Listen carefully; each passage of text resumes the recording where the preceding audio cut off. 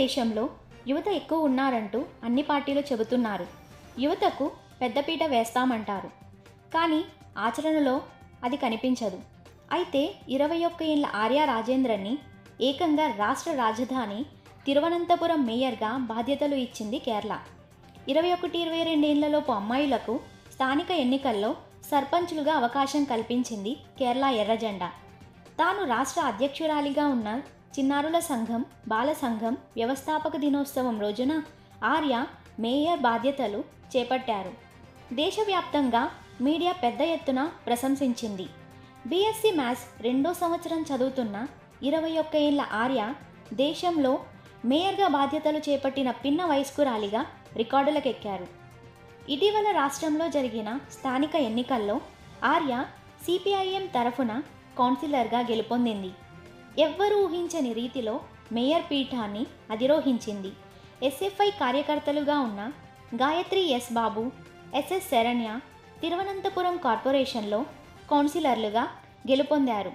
ఆర్యతో పాటు పలువురు యువతులు కేరళ స్థానిక ఎన్నికల్లో రికార్డులు సృష్టించారు. చిన్న వయసులోనే ప్రజాప్రతినిధులుగా ఎన్నికై ప్రజాసేవకై ముందుకు కదులుతున్నారు. 21 ఏళ్ల రేష్మా మరియం రాయ్ డిసెంబర్ 30న అర్వాపులం గ్రామ పంచాయతీ అధ్యక్షురాలిగా ప్రమాణ స్వీకారం చేశారు. రేష్మా ప్రస్తుతం ఎస్ఎఫ్ఐ జిల్లా కార్యదర్శి వర్గ సభ్యురాలిగా, డివైఎఫ్ఐ జిల్లా కమిటీ సభ్యులుగా ఉన్నారు. 22 ఏళ్ల శారతి ఎల్ఎల్బి విద్యార్థిని, ఎస్ఎఫ్ఐ కార్యకర్త. కోజికోడ్లోని ఉలవన్న గ్రామ ప్రెసిడెంట్గా బాధ్యతలు చేపట్టనున్నారు.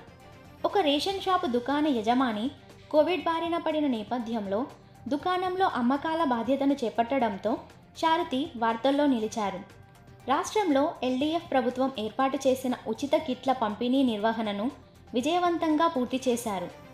ఇంకా 22 ఏళ్ల స్టేఫీ సునీల్ వాయనాడ్ జిల్లాలో ఎస్టీలకు రిజర్వ్ చేసిన పోజుదానా గ్రామం నుంచి ప్రెసిడెంట్గా ఎన్నికయ్యారు. ఆమె ఎస్ఎఫ్ఐ, డివైఎఫ్ఐలలో క్రియాశీల కార్యకర్తగా ఉన్నారు. 22 ఏళ్ల అమృత కొల్లం జిల్లాలోని ఇట్టివా గ్రామ పంచాయతీ అధ్యక్షురాలిగా ఎన్నికయ్యేందుకు అవకాశం ఉంది. 22 ఏళ్ల సిపిఐ నాయకురాలు అన్సియా కూడా కొచ్చి కార్పొరేషన్కు డిప్యూటీ మేయర్ అయ్యారు. వీరితో పాటు ఇంకా అనేక మంది యువకులు, విద్యార్థి నేతలు ఇటీవలి ఎన్నికల్లో విజయబావుట ఎగురవేశారు.